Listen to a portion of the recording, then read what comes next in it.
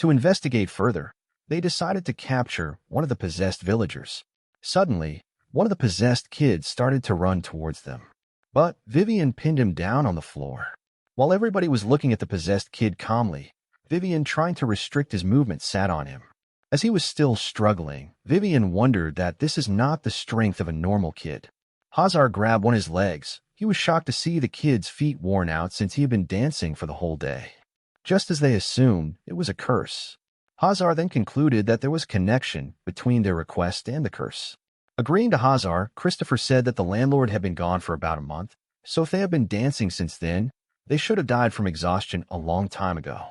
Andreas interrupted, saying that it seemed like there was someone taking care of them so that they didn't die. Christopher glanced at Andreas as he interrupted him. Ivy, frustrated with all of this, told him that they probably got dragged into something troublesome. Meanwhile, our MC thought that Andreas didn't die here in the game. But if they had taken the butler's suggestion and rested in the castle, the Baron would have covered up everything that was happening in the village. Since they came to the village instantly, the situation changed. They got dragged into a dangerous situation. The level of mana that Andreas felt was at about the same level as Karen's. But to be able to use it on such a large scale seemed weird. Andreas suddenly figured out what was happening, then questioned himself if they really had an artifact. With a surprised look that Andreas gave, Christopher called him Big Head and asked what was wrong.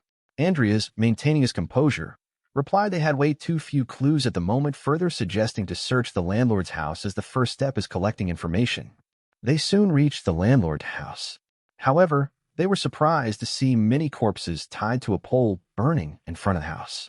As they went inside the main gate, Ivy, without any hesitation, kicked the front door. Instantly, they entered inside the house, maintaining their fighting stance, prepared to face anything that comes their way. However, what they witnessed was not something that they had expected. As they walked further, they saw many corpses lying on the floor. It looked like a massacre had happened there. As they walked past the corpses, Christopher noticed something. The clothes of one of the corpses looked like they were from the Empire's investigation team. He further stated that it seemed like a long time had passed since they died. Meanwhile, Andreas commented that perhaps they wouldn't be able to solve this themselves, to which Ivy glanced at him with confusion. He continued, saying that based on everything so far, he thinks that this is the work of a black mage. As Ivy continued to glare at him while chewing her jerky, asked on what ground he was claiming this. Andreas backed up his theory by saying it felt like someone was amplifying the emotions of the people there and exchanging them for magic power. Understanding what Andreas meant, Ivy stated that the driving force of black magic is human emotions after all. So, the landlord was probably also killed. Andreas suggested that this could have been because the landlord would have obstructed them. Then Christopher, with a worried look, asked if those burning bodies outside were a part of some kind of black magic ritual. Andreas responded with a maybe. With a serious look, Ivy told them that they would know the truth eventually after capturing those criminals. So she ordered everyone to search every part of that mansion first. Everybody looked for clues while not straying far apart. They were looking everywhere. After searching for a while, Hazar claimed that they had not found anything so far, not even the landlord's corpse. Meanwhile, Vivian was looking out the window, and something caught her attention. She called Hazar and told him to look outside. As everyone looked out the window, they were surprised. The villagers that were dancing before had suddenly stopped and started to walk towards the mansion. With a worried look, Andreas thought that the perpetrator was finally moving. In a panicked state, Hazar asked what they should do, as it seemed like they had been noticed. Andreas, in the back of his mind, thought that it was as if the villagers had been waiting for them to enter the building. As Hazar was scared, he again asked Supervisor Ivy what they should do. Ivy, worried by the state of her team members, thought for a while. Then she commanded them to stop the search for now and leave the building, further ordering Hazar to go find an escape route. Agreeing her command, he turned around and instantly ran to find one. As he was running, he suddenly stopped when he saw something. It was the villagers. They were rushing towards them like zombies. He then warned his teammates that they had already reached the second floor. One of the villagers grabbed his hand. Hazar panicked. He tried to resist the villagers with all his might. While Hazar was resisting, Christopher rushed towards him. Pushing the villagers aside, he saved Hazar. He took out his sword and chopped one of the villagers' hand, further instructing Hazar to go and protect the mage at the back. He assured him that he would take care of the front. Suddenly, a bright light startled him. As he turned around, it was an explosion. So he tried to brace for impact. As blood splashed on Andrias's face, he realized that the attack he had sent towards the villagers had also harmed Christopher and sent him flying towards him. Andrias was bewildered as he witnessed what had happened because of him. Suddenly, he felt a sensation that he had felt in his past life. He was numbed by this sensation and couldn't move anymore. Seeing Christopher bleed because of him reminded him of his comrade who had died protecting him. Andrias couldn't move anymore. He had fallen on his knees and was crawling on the floor. His vision started to blur. He could faintly hear Hazar calling Christopher multiple times. Suddenly, Ivy appeared before him yelling that they were still coming. She called him Seaweed Head and asked him what he was doing. Ivy knew she couldn't hesitate, so she instantly carried Andrias on her back and instructed everybody to get out of there and told Vivian to break the window. Vivian kicked the window with immense force, shattering the glass while Hazar and Ivy carried Christopher and Andrias on her back and got ready to jump.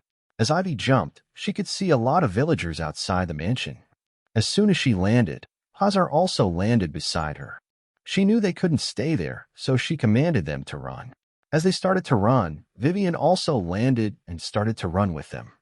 While they were running away, Andrias could see the villagers running towards them. He was frustrated as he got a flashback from his last operation now of all times. With hopes to slow them down, he gathered mana on the palm of his hand. Yelling grease, he cast the spell, making the villagers near them fall down. But that wasn't enough to stop them. So he cast another spell, Earth Shield, which made pillars of rock burst out of the ground, immobilizing some of them. Surprised by his action, Ivy asked what was with him and thought that he was alone. She told him to not use up his mana recklessly, rather asked if he could track the Black Mage's location right now. Andrias assured her that he could do it if he did it right away. He was confident that he could find him easily since the Black Mage was using his mana so blatantly. Andrias then closed his eyes and used Mana Detect. He could feel the dark magic that was being used. He sensed the mana reeking out of the villagers. He started to trail the source of this black magic. As he scanned different parts of the village, he sensed he was getting closer to his target. He finally found the house where the dark magic was the most condensed. Andrias opened his eyes with pride as he had finally found his target. With sheer determination in his eyes, he confidently exclaimed he found the Black Mage. "They're at the house at our 9 o'clock, about 100 meters away," said Andrias. Hearing this, Ivy swiftly turned towards the direction Andrias indicated, complimenting him. As Ivy dashed forward, her eyes glowed as she ran at an incredibly fast pace, scattering the villagers that came on her way. But Hazar and Vivian, who couldn't keep up with her, yelled at her to slow down. In an instant, they reached near the house. Meanwhile, a mysterious figure was stalking them through the window. He was wearing a mask to hide his identity. Without hesitation, Ivy kicked the door, sending it flying. Ivy stood on the broken door, claiming they were right on the money, and that this could be the place where the Black Mage was hiding. As Andrias was about to enter, a magic barrier suddenly appeared, blocking him from entering inside. Bewildered by the sudden turn of events, he yelled it's a trap. Hearing Andrias, Ivy turned around and saw the barrier as well. She examined the barrier and realized that they had been tricked.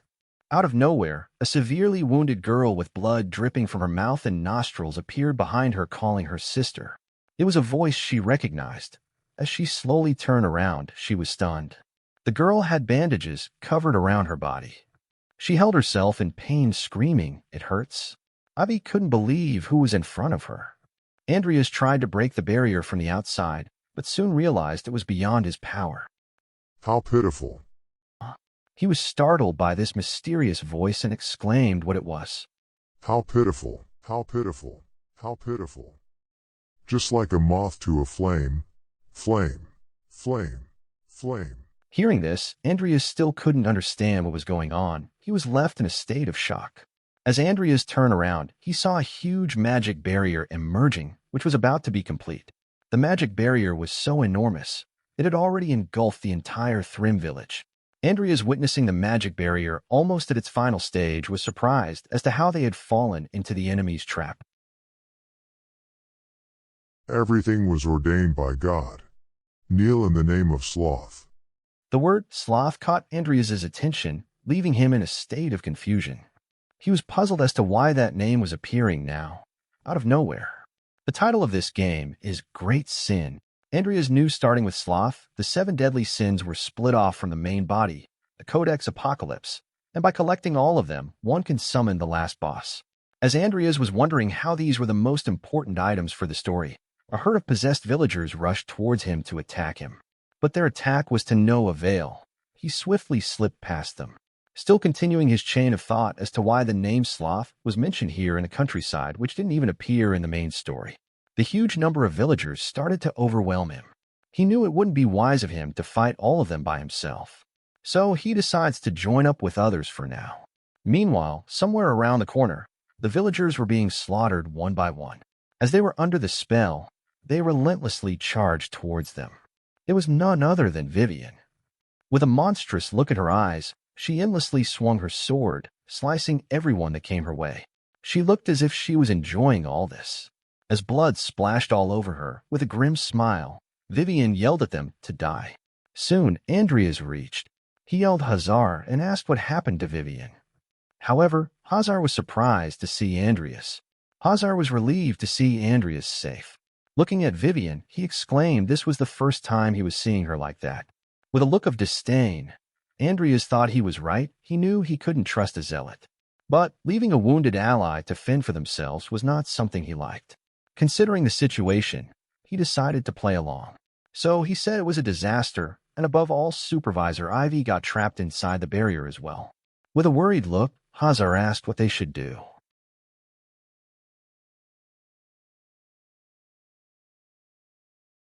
Andreas was stunned to hear the voice again. Do you realize you are killing innocent villagers? Garrus. Hazar was terrified as he heard the voice again. Andreas, staying calm as always, told it was probably the black mage. He continued saying they might be near Supervisor Ivy. Hazar, with a terrified look, claimed she was in danger and that he was going over to her, leaving the rest to Andreas. Hazar was just too obvious for him, but realized it was better than getting betrayed. However, Vivian was still ruthlessly slicing the villagers. Andreas was in a state of awe as he witnessed Vivian being out of control. He was worried about Vivian as it looked like the dark magic was driving her insane. He planned to stay cautious as if he made a wrong move, he would also get dragged in. Suddenly, 2 of the villagers were about to attack her from her blind spot, which made Andreas terrified as he thought she couldn't avoid their attack. But Vivian was not the one to be underestimated. She swiftly turned around and with a single thrust, pierced both of her attackers, which left Andreas amazed as he couldn't believe it. Andreas thought how not only did she manage to avoid it, but she even counterattacked. She was truly a devil in disguise, an undiscriminating murderer, Vivian, the lunatic. As he was wondering, he felt the presence of the black mage. Calmly sitting on the roof of a house, the black mage asked Andreas what he would do now, as the only unharmed one had already fled. Maintaining his composure, Andreas turned towards the black mage and responded that he didn't care and he wasn't expecting anything from him anyway. The black mage acknowledged Andreas's calmness, even in a situation like this. Andreas smirked, saying how he knew it was about time for the boss to show up. The black mage replied saying he didn't know where Andreas got his confidence from, but recognizing his bravery, was willing to give him a test. Suddenly, a mysterious dark aura covered Andreas. It seemed like gravity was working against him. As he was thinking how careless he had been, without even finishing his thought, he started to float as he was covered by a red aura. Everything around him had been enveloped by the mysterious dark aura. Andreas was bewildered. He couldn't understand what was happening to him. All of a sudden, parts of his hands started to vanish.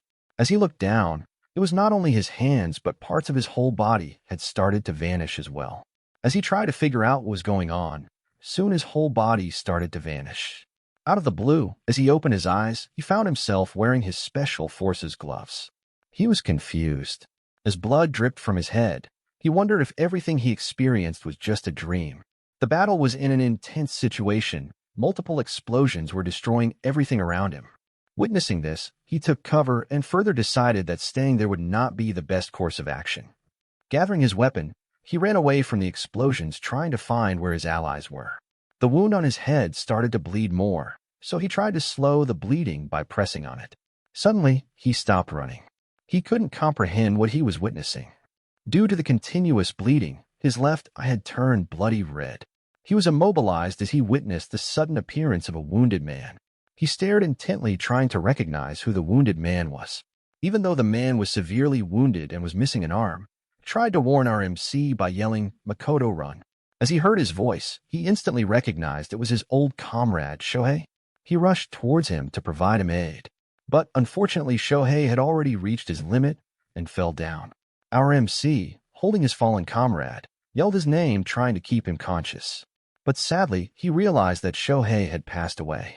He felt guilty as he couldn't do anything to save his comrade, so he yelled in frustration. Holding his fallen comrade, he felt a sensation of déjà vu that he had experienced before, not as Makido, but as Andrias in the world of great sin. Our MC, not being able to grasp the situation, thought to himself who the person was. In an instant, he regained a certain memory of Andrias and realized it was none other than his father. The memory was of the last moment where he held his father dying in his arms. In his last moment, he gave Andrias his family ring, stating as long as he had that ring, he would be recognized as the true lord of the Cromwell household, and asked him not to be burdened by his father anymore. Andrias could not hold his tears back as his father told him his dying wish was for Andrias to be happy together with Amy. Witnessing all this, our MC finally understood what Andrias had gone through and what he now had to do as Andrias. Instantly, he reached forward and grabbed the illusion he was in. The black mage who was standing outside was puzzled as he sensed something. Suddenly, a burst of light pierced a part of the illusion, creating several cracks, making the black mage bewildered as to what was happening. He then reached his hand out, piercing the already cracked illusion. The black mage could not comprehend how Andrias did all this. As Andrias broke the illusion, the burst of light grew immensely and destroyed the illusion, sending shockwaves, sending its pieces flying in the air. Andrias finally managed to break free from the illusion. Opening his eyes wide open, the black mage, looking at Andrias, asked how he managed to escape from his curse of sloth. Avoiding the black mage, Andrias stood there confidently wondering about the curse of sloth. As he thought how fed up he was, a sudden system notification popped up. It stated that the synchronization rate between Makoto Kaneshiro and Andrias Cromwell has finally reached 100%. Furthermore, Makoto Kaneshiro's talent, Combat Exceptional, has been acquired as well. Andrias finally replied to the black mage, saying this curse of sloth of his is nothing but a game that simply stimulates one's own traumas, and further sarcastically asking if the caster's abilities are lacking. Furious by his statement, the black mage asked him what he just said and prepared a sword covered in dark magic and threw it towards Andrias. Andrias, without breaking a sweat, easily dodged his attack. Smirking at the black mage, Andrias confidently asked what he was going to do, as there was no way this would work on someone like him who had received training from the special forces. Seeing Andrias look down on him made him anxious, so he prepared multiple attacks to launch at him. As he sent the attacks towards Andrias, he yelled at him to shut up. But he was no match for Andrias as he swiftly dodged all of the attacks aimed at him. While dodging the attacks, he thought how the black mage was not that strong, but he couldn't end this without using his necromancy. After evading his attacks, he suddenly stopped and looked around to see if anybody was near him. As he saw no one was watching, he thought it would be fine to use his necromancy. Instantly, the black mage jumped off the roof, landing near to Christopher. Glaring at Andrias, he asked who the hell he was. Glancing at the black mage, Andrias, with a look of confidence, told him that he would show him right now, and proceeded to use his necromancy. The black mage was astonished by the sudden turn of events. Meanwhile, the system notification stated that 23 corpses had been detected, but as the skill level was insufficient, only 9 corpses were activated. A blue aura covered the corpses around Andrias. Another notification popped up stating that the skeleton summoning had been successful. All the corpses rose up and stood around Andrias. This made Andrias look like a fearsome necromancer surrounded by his subordinates. The black mage was shocked to see a necromancer on the battlefield. As he tried to make sense of things, he assumed and asked if the black magic congregation already knew that he was in possession of the slot. As the black mage mentioned the congregation, Andrias instantly realized that there really was a congregation, and as the black mage had misunderstood him, Andrias thought this would be the best time to shake him off. So he planned to further instigate the black mage. Another notification popped up indicating that 7 skeletons that were common grade and 2 skeleton soldiers of common grade had been summoned. Then Andrias told the black mage that he had been entrusted with recovering the Page of Sloth in the name of the congregation. Furious by Andrias's words, the black mage, preparing an attack, mocked Andrias if he could defeat him with the likes of mere skeletons. In an instant, some undead skeletons rushed towards the black mage, but the black mage was unfazed and launched his attack toward the undead. He continued to mock Andrias, stating if he thought he could match the power of Sloth. The Black Mage's attack was a powerful beam of light that shattered through the undead skeletons. All of the skeletons burst into flames as the attack pierced through them. Andrias, who was standing behind them, was puzzled to see the power of Sloth that was coming towards him. Without a moment of delay, the attacks reached him, but he successfully blocked those attacks with his earth shield. But this was not the end, as the Black Mage shouted at Andrias to stop pretending and prepared another attack with his black magic that looked like a dark spear. Andrias, behind his earth shield, knew he could not underestimate this enemy and opened a portal calling for Nickel. Launching his attack towards Andrias, the Black Mage yelled that those skeletons were nothing but small fries. Little did he know that Nickel, a loyal companion of Andrias and Aura Master, was silently waiting for him to attack. As the attack came closer to Andrias, out of nowhere, Nickel jumped and slashed his dark spear. The Black Mage was shocked at what he was witnessing. He could not believe how all of his attacks were being easily slashed. As he saw all this, he panicked and thought how a mere skeleton could cut through his dark spear. Acknowledging Andrias, the Black Mage knew he had to give it his all and decide to use the Page of Sloth. As the Black Mage took out the Sloth, Andrias could not believe that he was going to use the power of Sloth. But the Black Mage had already launched a spell that summoned a huge hand engraved with enchantments and had attacked Nickel, who was trying to block it. As the Page of Sloth began to open, bright lights started to emerge through the Page of Sloth. Andrias, with his eyes wide open, was astonished to see the mana that the Page of Sloth was emitting. Meanwhile, the Black Mage was frustrated with Andrias as he made him use his precious collected Sloth power, which amplified his power and made it easier for him to summon multiple huge enchanted hands and attack Nickel. Threatening Andrias, the Black Mage said that he will pay with his life for disrupting his plans and launched his attack.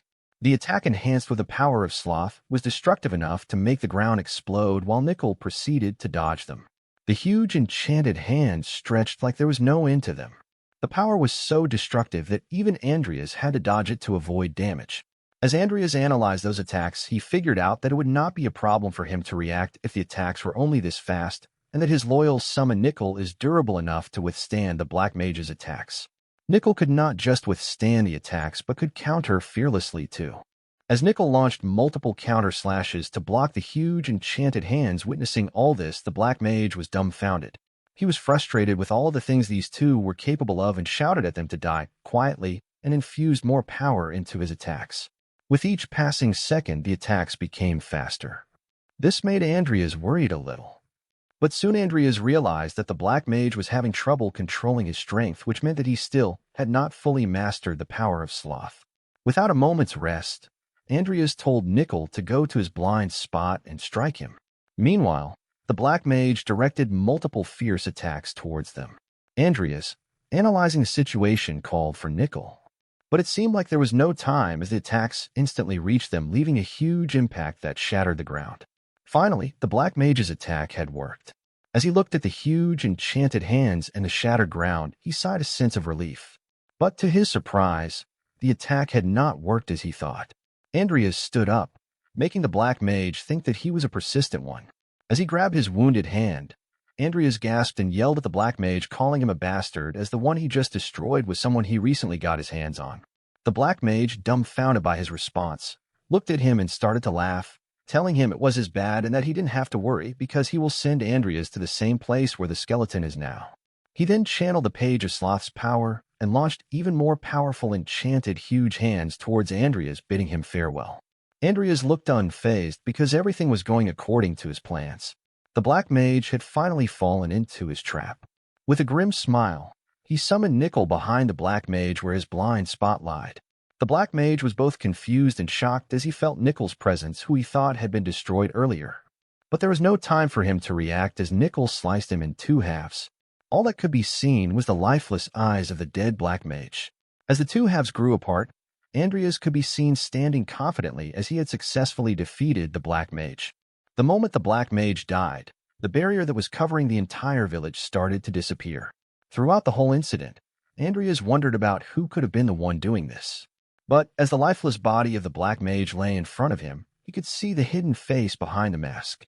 The culprit behind all of this was none other than the Baron's butler. Even though the butler seemed suspicious, he did not expect him to be a Black Mage with a Page of Sloth, which meant that somehow the Baron was involved with this as well. But he was more curious about the item that was besides the black mage's corpse. It was none other than the Page of Sloth. Without thinking any further, he picked it up. A sudden system notification popped up stating it was an Apocalypse Codex, a 7th chapter Diligent Sloth which boosted the mana recovery rate by 321%. Andreas was concerned about what he should do with this, as it's not like he can just walk around with it. As he turned around, he saw Nickel and had an idea to entrust the Page of Sloth to Nickel. He passed it on to Nickel and told him to take care of this. As Nickel received it, he looked confused but instantly accepted it. As Nickel went back to his portal, Andreas thought that he should just leave it in the summoning storage and think about what to do with it later. As Andreas was searching for his teammates, he came upon a black sphere-like barrier, which made him wonder why it had not yet disappeared even though the caster had died. Suddenly, he got a vision of Vivian slaughtering everything in her path. As he witnessed this, he thought it would be fine for him if they didn't manage to come out. But then if he came back alone, he would have to explain how he managed to survive. And he can't say he used black magic either. He instantly knew this barrier was different from the one he was in. He moved his hand forward to touch the barrier. Suddenly, he felt a sensation from the barrier which puzzled him. When he tried to grasp the situation, it was too late as the barrier started to suck him in. In just a few seconds, the barrier completely engulfed him. Out of nowhere, a little girl with light green hair was trembling in fear. It seemed like the cause of her fear was the chair which to her looked like it was moving on its own. It was Andrias. As he leaned forward, he asked if the little one was Vivian Belkan. But the little girl couldn't see Andrias, which made her think the chair was talking. She instantly asked if it was a ghost or a demon. Looking at the panicked face of the little girl, Andrias assured her that he was neither a ghost nor a demon but a fairy who had come to rescue her. Hearing the statement, little Vivian was puzzled. As she tried to comprehend what she just heard, she was left speechless. Meanwhile, Andrias wondered how it was nice that he came here but was confused as to what the hell he was doing. He tried to calm himself down by telling himself to be patient and that this is all an act and he was a fairy. The reason why Andrias wanted to rescue her was related to the first thing he saw when he came here. It was the young Vivian being slapped in the face by some noble woman. As nobody could see him, investigating was really easy. As he investigated further, he found out that the woman was none other than Count Belkan's second wife, along with their household's background. The Belkan household is famous for their swordsmanship, so the Lord wanted a son, an heir, that would become his successor. However, because Vivian's mother didn't give birth to a male heir, a tragedy began. Her own mother questioned herself as to why she had her, and that she should have never given birth to her. Listening to her own mother speak such kind of things about her left her traumatized, leaving her speechless. Trying to hold back her tears, she ran away from her mother. Since even her own mother had abandoned her, there was not a single person left to protect Vivian. Because of the loneliness and mistreatment she was suffering, a seed of insanity was planted. And as time passed, the more she succumbed to the insanity, the more she lost herself to the point that she killed all of the teachers and assistant teachers in the 5th-year meeting by herself. Suddenly, with hesitation in her eyes, little Vivian acknowledged and addressed him as Mr. Fairy. Meanwhile, Andrias thought to himself that maybe he can't make her forget her past, but he can surely give her a hand in trying to overcome it. With tears rolling down her eyes, little Vivian asked if he really came to help her. As the emotions overwhelmed her, she couldn't stop crying, to which Andrias asked why she was crying. Trying to wipe tears off her eyes, she responded saying she never had anyone try to help her before. However, Andrias was confused as he really didn't know how to deal with kids. Little Vivian tried to stop her tears as Andrias told her she had a special talent, and it's just that nobody there had recognized it yet. Surprised by this statement, Vivian asked if she really was special, to which Andrias responded affirmatively and continued saying that she had a very special and excellent talent for swordsmanship. She couldn't comprehend that she had a talent as she had not even touched a sword yet. However, Andrias as the fairy assured her that he knew a lot of things and she should trust him. Doubt remained on her mind about her talent, as whatever she did, she would always get scolded. He continued to assure her by saying it was fine and that he would be by her side. But in exchange, she had to promise him that she wouldn't tell anyone about him. After hearing all of the things the fairy said, she finally felt a sense of relief and instantly agreed to him. As days went by, her mistreatment didn't end, but now she had someone who was beside her encouraging her. Not only did he encourage her, but he also started to teach her swordsmanship, and being a Belkan bloodline, she easily grasped the techniques, honing her skills, which impressed not just Andrias, even her family instructor as well. After training relentlessly for the whole day, she would exhaust herself to sleep, but even while she was sleeping, she kept her swords beside her. Looking at this, Andreas felt a sense of joy and smiled as he watched her sleep in peace. Without realizing, a month had passed. One day, Vivian started to call Mr. Fairy and asked where he was and that she had come to the promised location just like he told. She further asked if he was going to be teaching her swordsmanship today as well. Meanwhile, Andreas was behind the tree, watching her call him.